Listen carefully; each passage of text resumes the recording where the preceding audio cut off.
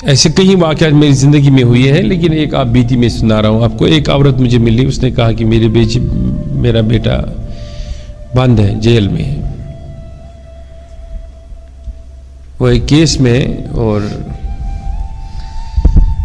ابھی تک 4 سال ہو گئے، لیکن اس کا سزا بھی ابھی سیٹلمنٹ نہیں ہو رہا ہے۔ آج تاریخ لگتی ہے، کل نہیں، پرسوں نہیں، ایسی گزرتی 4.5 سال ہو گئے، تو سزا لگے گی بھی تو پھر وہ میرے خیال میں عمر قید کی سزا لگ جائے گی۔ کہا کہ اس نے مجھے وہاں کہا کہ آپ فلانی کے پاس جاؤ اور اس سے کہو میرے لیے دعا کرے۔ اس کی ماں نے بڑا رویا۔ میں نے اس سے کہا کہ میں ایک خط لکھتا ہوں، اس کو دے دینا آپ، اگر وہ یہ کر پائے گا تو بعد میں اللہ تعالیٰ سے اچھی امید ہے کہ اللہ تعالیٰ فضل فرمائے گا۔ اس نے کہا ٹھیک ہے، تو میں نے اس کو خط لکھا۔ خط میں نے لکھا تھا، یہ میں نے استغفار اس پر لکھا، استغفر اللہ تعالی ربی من کل ذنب واتوب الیہ واستغفر توبہ۔ یہ میں تمہیں اپنی زندگی کا ایک سچا واقعہ بتا رہا ہوں۔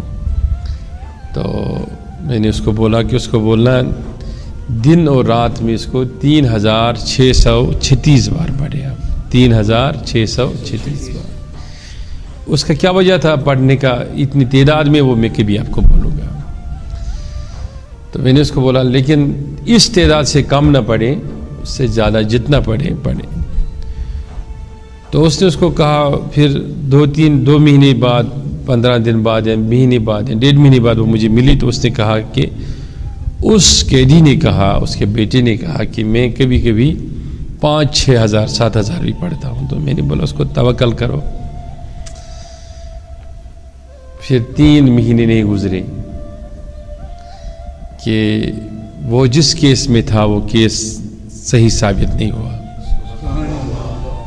اور اس کو کمپنسیشن کے ساتھ عدالت نے چھوڑ دیا۔ وہ مجھ سے ملاقات کرنے کے لیے بھی ہے، وہ کام کر رہا ہے، کسی باہر کی کنٹری میں گیا ہے، تو یہ ہے کشمیری ہے۔ تو مجھے ملنے کے لیے آیا، تو اس نے کہا، میں نے کہا کہ یہ جو میں نے آپ کو استغفار پڑھنے کے لیے دیا تھا، یہ اس کی کرامت ہے، میرا کچھ بھی نہیں ہے، تو آپ اس کو جتنا پڑھو گے اتنا آپ کو اللہ تعالیٰ فضل فرمائے گا۔